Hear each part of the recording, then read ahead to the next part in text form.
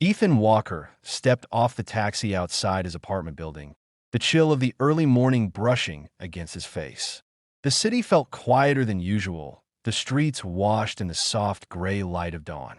Lily would be awake soon, probably lingering in the kitchen, hoping he had managed to bring something sweet from the airport, her small way of marking his return.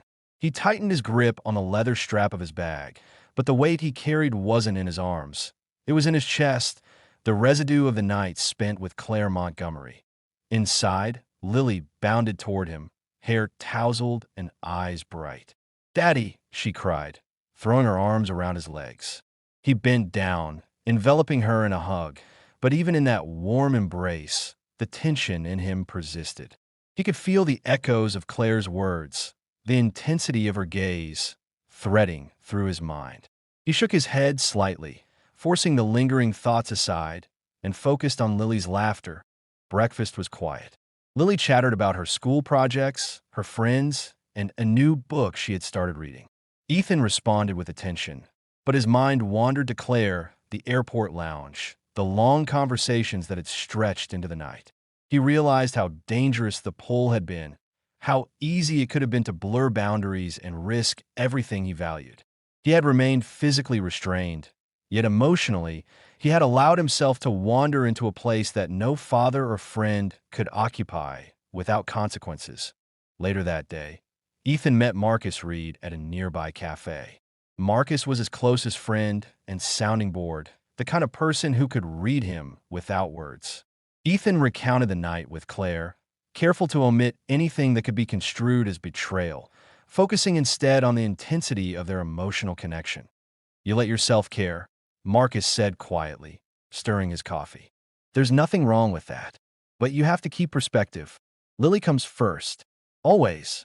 Ethan nodded, appreciating the reminder, yet feeling a gnawing doubt. Claire's presence had stirred something in him that he couldn't quite name, a mix of longing, admiration, and a fear that he might never encounter that kind of understanding again. He recognized the danger, and Marcus's words grounded him. Meanwhile, Claire returned to her life in Boston, stepping back into a world of polished appearances and scheduled routines. Her husband, Daniel Montgomery, noticed a subtle shift. Claire's smiles seemed more fragile, her eyes occasionally distant during conversation. He asked her once if something was bothering her, but she brushed it off with practiced ease, claiming fatigue from her business travels. Deep down, Claire knew she had opened a door she wasn't ready to walk through. The emotional intimacy with Ethan had been intoxicating, yet she recognized the fragility of what she had risked. The following week, Ethan noticed subtle changes in himself. He was more introspective, quieter during work calls, sometimes staring off mid-conversation. Lily noticed too, asking if he was thinking about something important. He smiled, ruffling her hair, careful not to reveal the emotional complexities that had taken hold of him. Claire reached out briefly by email, a message carefully worded, expressing hope that Ethan had returned safely and that Lily was well. There was no mention of the intensity of the night, no lingering requests, only concern and propriety. Ethan felt relief mixed with disappointment. The connection remained, but its expression had been restrained, delayed, deferred. Days later, a work conference brought Ethan briefly back into the same city as Claire. They saw each other at a corporate luncheon, exchanging polite greetings that masked the awareness of what had transpired between them. Claire's smile was measured, professional, yet the depth of recognition lingered in her eyes. Ethan felt the same, an unspoken acknowledgement of the shared experience, an understanding that neither could fully articulate. The moral tension weighed on both of them. Claire grappled with guilt, recognizing that the emotional bridge she had crossed, though unconsummated physically, had the potential to destabilize her life. Ethan, too, confronted the consequences of allowing emotions to push against boundaries. He realized that while he had not acted on impulse, the emotional intimacy alone had the power to complicate his life, influence decisions, and create ripple effects that could not be easily undone. One evening, Ethan sat on the balcony of his apartment, watching the city lights shimmer across the river. Lily had gone to bed, leaving a quiet void that felt both peaceful and heavy. He thought of Claire, her courage in admitting loneliness, her vulnerability, the honesty they had shared. He also thought of Lily, the little girl whose trust and love defined the boundaries of his life. He understood that emotions, however intense, must sometimes be contained, respected, and balanced against responsibilities that outweighed personal desire. At the same time, Claire faced Daniel with an honesty she had never before mustered. She confessed to emotional distance, admitted her dissatisfaction with the cold routines of their life, and expressed a desire to rediscover herself. Daniel, blindsided, struggled with her words, but could see the sincerity in her eyes. There was no betrayal in deeds, yet the impact of emotional infidelity weighed heavily.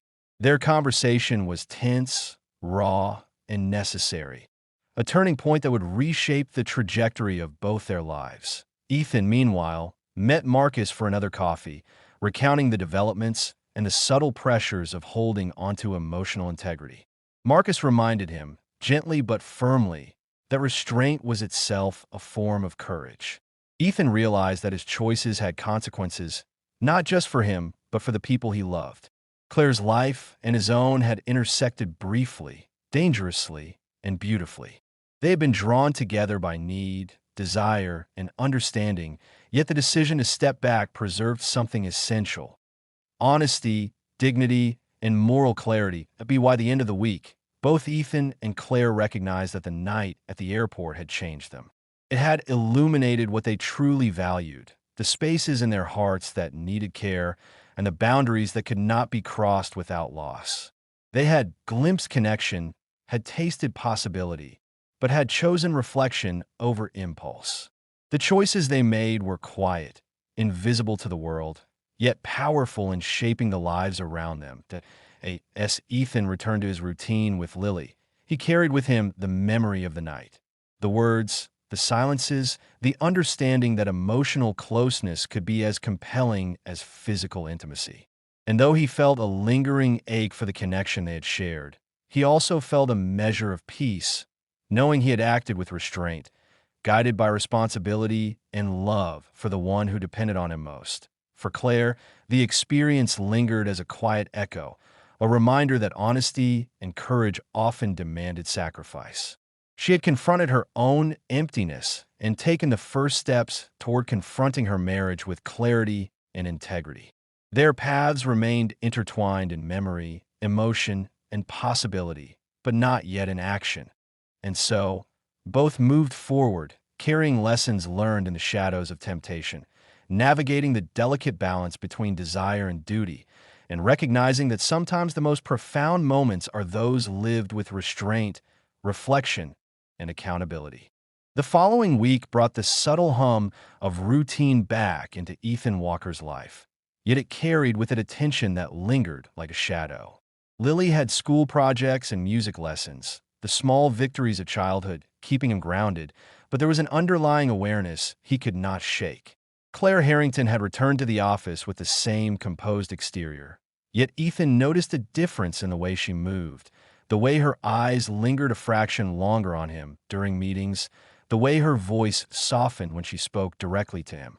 It was not overt, not enough for anyone else to see, but enough to set his mind into careful, watchful motion. He reminded himself constantly, boundaries were not optional. They were essential. The week's project was demanding, a budget review for a high-profile client that required precision and long hours. Claire had insisted on working closely with him, citing both his competence and his understanding of the nuances of the client's expectations. Sitting across from her in the glass-walled conference room, Ethan felt the familiar weight of her presence, the subtle gravity that she carried without effort. Claire was talking through line items, her hand tracing figures on the spreadsheet, her tone low and reflective, almost intimate. "It's strange," she said suddenly, as if thinking aloud. "No one really listens, Ethan. At home. At work, it's like my words float and disappear." He looked at her, carefully neutral but attentive. "I hear you, Claire," he said softly. It was a simple response, but deliberate. He offered no judgments, no advice, only acknowledgement, which seemed to be what she needed most. Her shoulders relaxed ever so slightly, as if the act of speaking to someone who actually listened was a small relief. He understood. Listening, he realized, could be a form of care that teetered dangerously close to intimacy, if not balanced with caution. As the evening progressed, they found themselves alone in the office more often than either intended. The lights of the city reflected against the glass, a soft glow that made the space feel removed from the outside world. Claire's voice carried with a whisper now and then, confessions of exhaustion, frustration, and a sense of invisibility in her marriage. "Mark doesn't notice me," she said quietly, almost to herself. "Not really. And it's been years since I felt like I mattered outside of work." Her words were heavy, but they were not a plea. They were a statement of truth, a reflection of her loneliness. Ethan felt the tug of empathy, the natural human response to witness someone's pain, and yet he held himself firmly. He knew that emotional proximity could be seductive in its own way, that shared vulnerability might be mistaken for romantic potential if either allowed it to grow unchecked. So he maintained a careful balance, offering understanding, nods, and brief, reassuring comments. "It sounds exhausting," he said. "It's hard to carry so much weight alone." Simple words, not solutions, but they allowed Claire to release the tension just enough to breathe. There was a moment when she looked up at him, eyes glistening with unspoken emotion.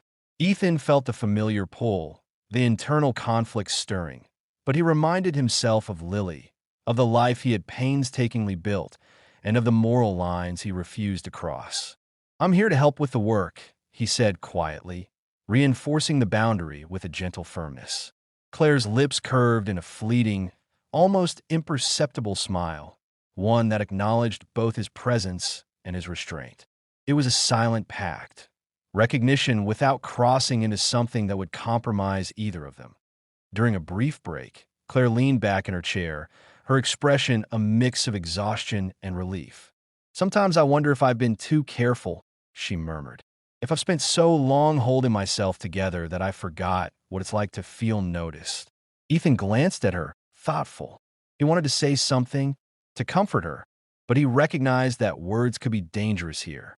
He offered only a nod, a gesture of empathy that did not carry the weight of intimacy beyond professional respect. "You are noticed," he said carefully. "Even if you don't feel it everywhere, people see you. I see you." It was enough to hold the space between them without pushing it over a line, a delicate acknowledgement that carried emotional weight while maintaining boundaries. Claire's shoulders eased, and she returned to the spreadsheets with renewed focus, though Ethan noticed a lingering softness in her expression, a quiet recognition that someone understood her. He, too, felt the pull, the warmth of being trusted, the subtle thrill of emotional closeness. But he kept his own emotions tethered, careful not to let the currents sweep him into dangerous territory. Later, as the office emptied and the city lights flickered in the windows, Claire gathered her things, moving with a grace that spoke of both weariness and composure. Ethan stayed behind to finish a final set of calculations, aware of the almost imperceptible connection that had formed over shared hours of work. She approached him at the desk, her voice low, almost a whisper, so quiet it seemed like it was meant for no one else. "No one wants to date me anymore," she admitted, the words hanging in the air like fragile glass. There was no request, no expectation, only a confession of vulnerability that Ethan's heart tightened, the weight of her loneliness pressing against his sense of duty. He could feel the dangerous potential of the moment, how easily emotional confessions could blur into something more complicated. He met her gaze steadily, letting the silence carry his message.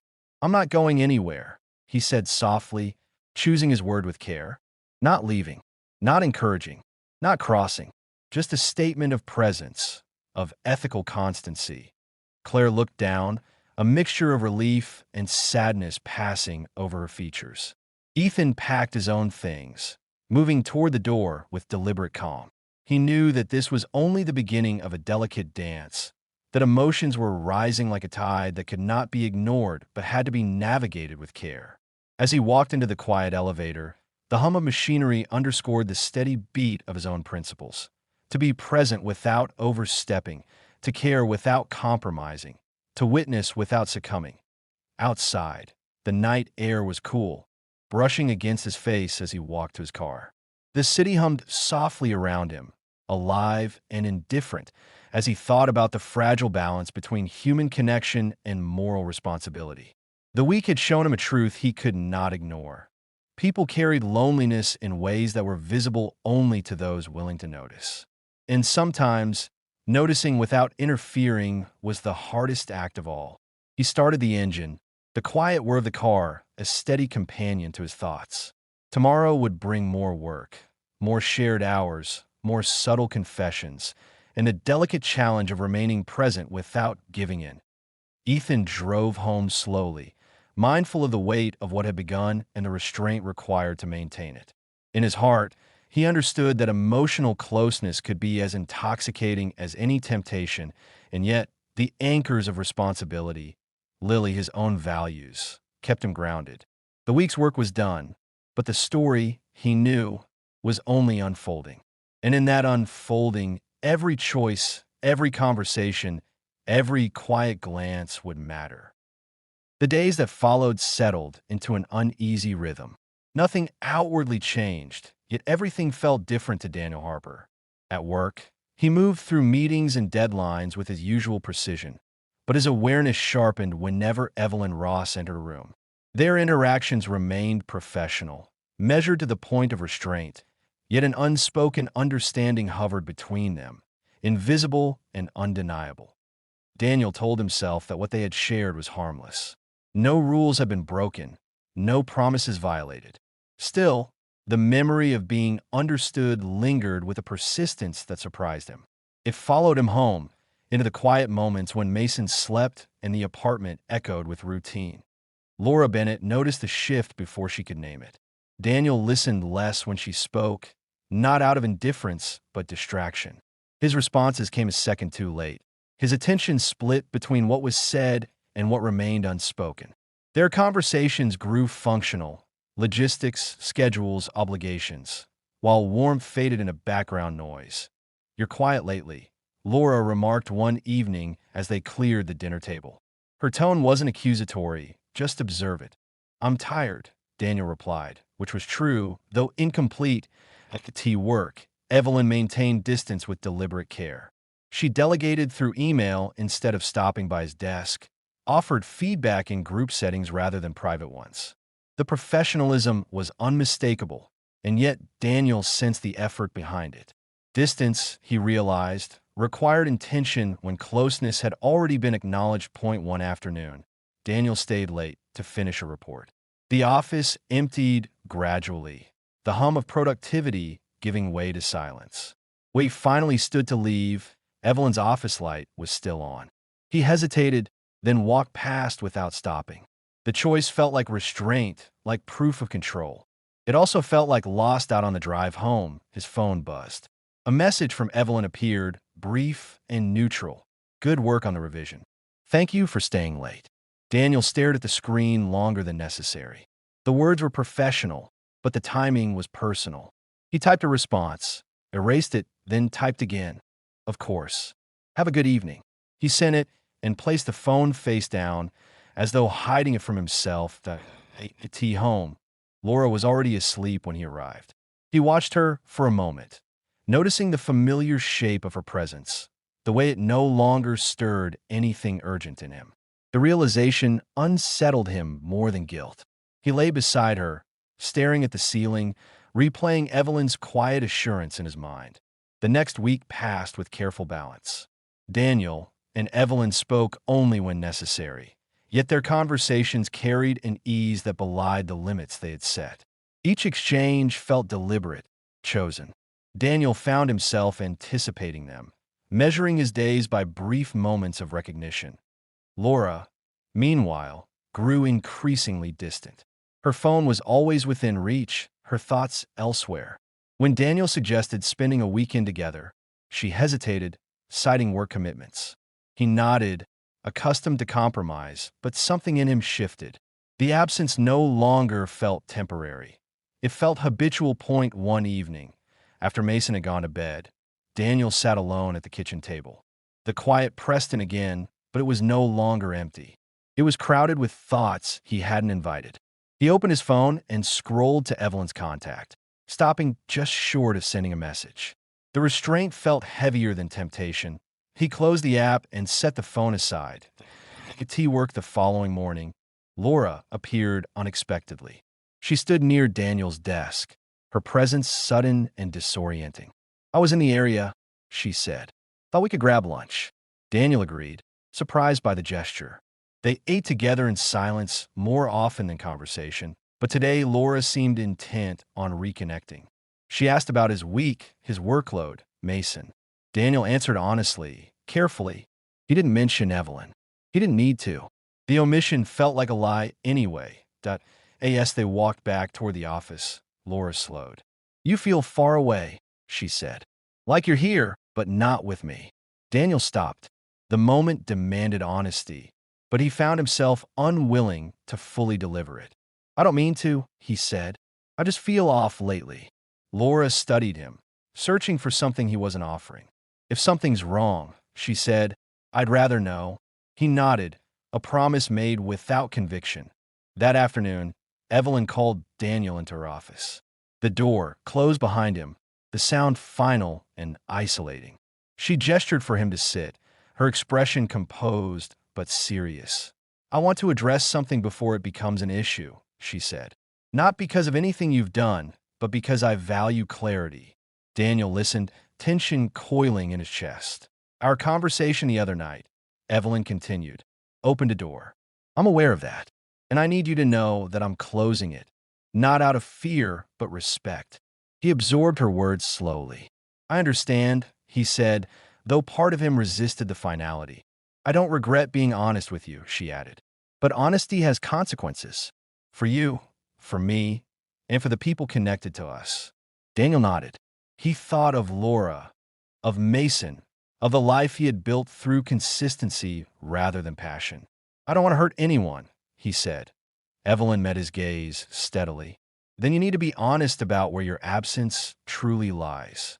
He left her office with a sense of resolution he hadn't expected. The boundaries were clear now, the lines redrawn. And yet, as he returned to his desk, Daniel realized something that unsettled him more than uncertainty ever had. The emotional distance he felt from Laura hadn't been created by Evelyn, it had only been revealed.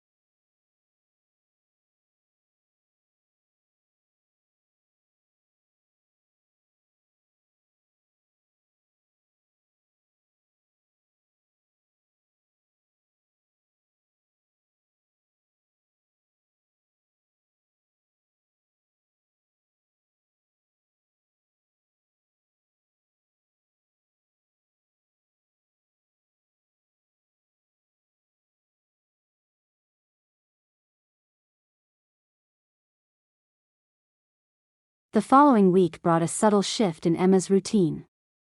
Lucas seemed preoccupied, his laughter a beat slower, his eyes occasionally drifting toward his phone with a tension Emma hadn't noticed before. He would brush off questions with a distracted smile or an, "It's nothing, just work," but Emma, perceptive as she had always been, felt the tiny cracks forming in their daily life. The first evening, she noticed his coat draped carelessly over a chair instead of hung neatly as he usually did. It seemed trivial, but for Emma, these small disruptions were like ripples in the surface of a once calm pond. Sophie continued to visit frequently, always with a casual excuse that seemed believable but was increasingly ill-timed. One Wednesday afternoon, she arrived unannounced, claiming she had something important to discuss. Emma welcomed her with the same warmth as always, though a faint unease lingered in the pit of her stomach. Sophie's eyes darted around the living room as though measuring the space, lingering longer than necessary on Lucas's photograph on the mantel, on the corner where Emma kept her wedding album. Emma's smile faltered for a split second, a fleeting suspicion she dismissed as imagination. Lucas returned home later that evening than usual, the city lights streaking past the car windows as he pulled into the driveway. His shirt carried the faint scent of cologne Emma didn't recognize, though she thought perhaps it was one of his colleagues' perfumes lingering from a meeting. He kissed her forehead and muttered, "Busy day," before heading to shower. Emma, trying to quell the gnawing unease, focused on preparing dinner, her hands trembling slightly as she chopped vegetables. She told herself she was overthinking, that Lucas had always been attentive and loving, and that the smallest inconsistencies didn't signify anything, yet, throughout the week, the small anomalies multiplied. Emma noticed that his phone would occasionally buzz, and he would step away, muttering an excuse, a slight edge of irritation in his voice when she asked who it was. Sophie, too, began sharing little details that seemed irrelevant at first but nagged at Emma's mind. She mentioned plans that didn't make sense, offhand comments about Lucas's schedule, subtle insinuations that something was going on, though always couched in laughter or playful tone.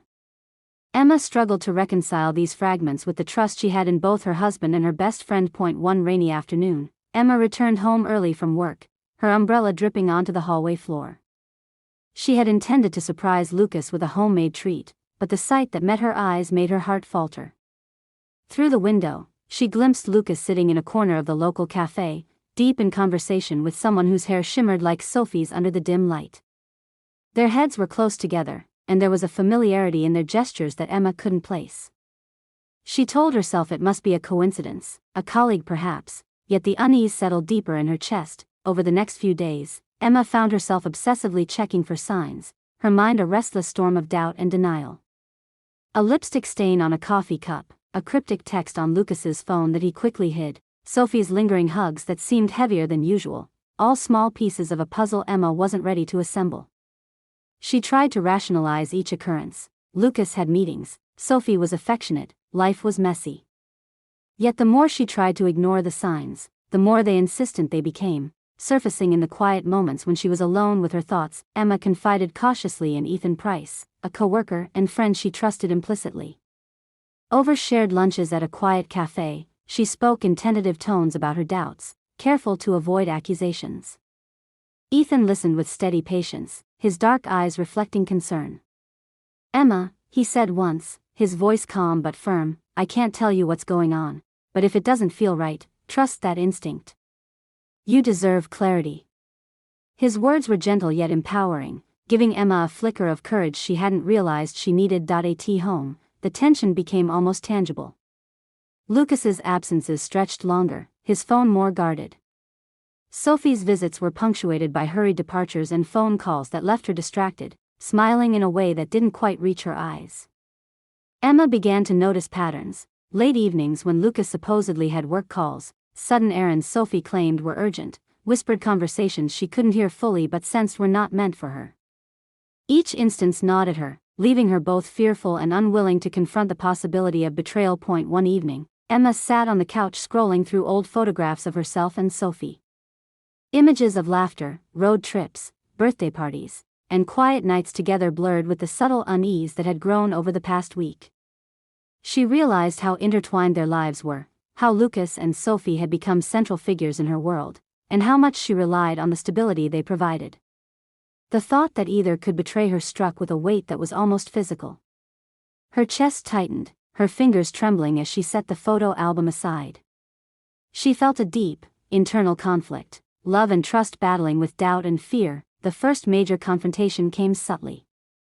Emma noticed a message flash across Lucas's phone while he stepped into the kitchen. "See you tonight, Redheart." He quickly pocketed the device, his smile slightly forced. Emma's stomach dropped.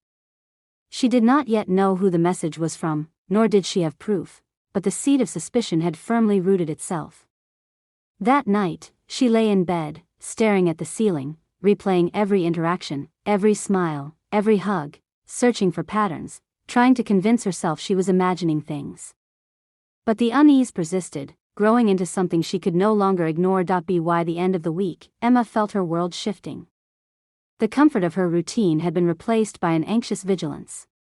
She watched Lucas more closely, observed Sophie's body language, and listened to the tone of their voices with a newfound attentiveness.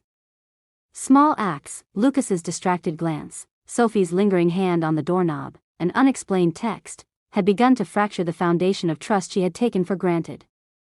Emma did not yet have confirmation, but she could sense the invisible threads of betrayal weaving themselves quietly, invisibly, around her life. That night, alone in the quiet of her bedroom, Emma whispered to herself, "Something is happening. I just don't know what yet." Her voice was barely audible, almost a breath, but it carried the weight of the first step toward the truth. The perfect life she had once taken for granted now felt fragile, delicate, and possibly irreparable. Somewhere in the shadows of her home, hidden in small moments and subtle gestures, the reality of deception was beginning to reveal itself, inch by inch. Emma closed her eyes, heart heavy yet alert, unaware of how soon she would confront the reality she had feared, yet somehow already suspected.